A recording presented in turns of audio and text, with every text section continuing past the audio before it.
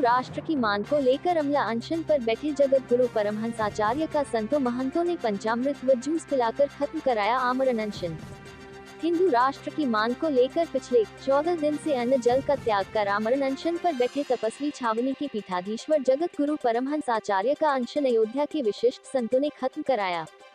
सोमवार की अपराह्न धर्म सम्राट व पूर्व अखाड़ा परिषद के अध्यक्ष महंत ज्ञान दास के उत्तराधिकारी बाबा संजय दास की अगुवाई में हनुमानगढ़ के कई पट्टियों के महंत के अलावा बड़ा भक्तमाल मंदिर के पीठाधीश्वर महंत अवधेश दास, रसिक पीठाधीश्वर महंत जन्मेजय शरण जी महाराज ने सामूहिक रूप से पंचामृत व जूस मिलाकर उनका अनशन खत्म कराया।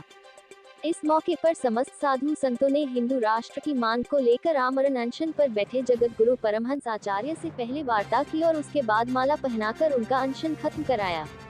इस मौके पर निर्वाणी यानी अखाड़ा के श्री महंत मुरली दास, पहलवान राजेश दास, वरिष्ठ पुजारी हेमंत दास के अलावा अन्य साधु संत मौजूद रहे। जन्मेजय शरण माननीय परमहंस जी 14 दिन से आमरण अनशन में बैठे थे। इनका अनशन गली गली में, घर घर में, पूरे देश में गूंज रही थी। 14 वर्ष भगवान श्री राम भी वनवास से 14 वर्ष के बाद आए थे। इनके लिए 14 ये कलयुग है, 14 दिन ही 14 वर्ष के अनुरूप बीता।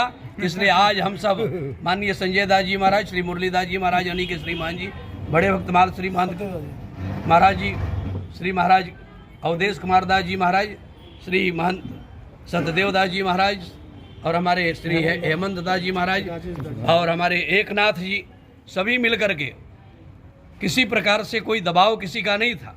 हम लोगों की सौहार्दता थी। हम लोग पंचामृत पंचगव्य पिलाकर इनका आमरण अनशन आज समाप्त किए। राम राज्य की स्थापना होने वाली है।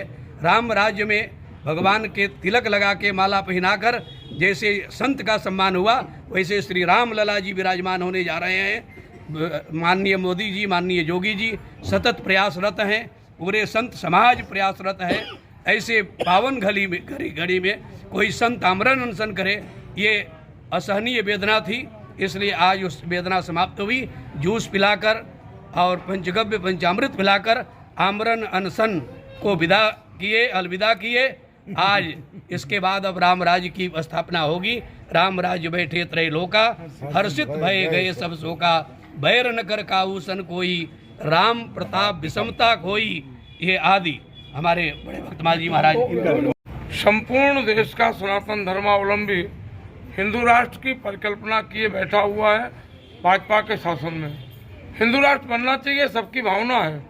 क्योंकि इसी देश में गंगा, जमुना, सरस्वती, अयोध्या, काशी, मथुरा, प्रयाग, नैमिषारण्य, चित्रकूट, सारे तीर्थ यही हैं।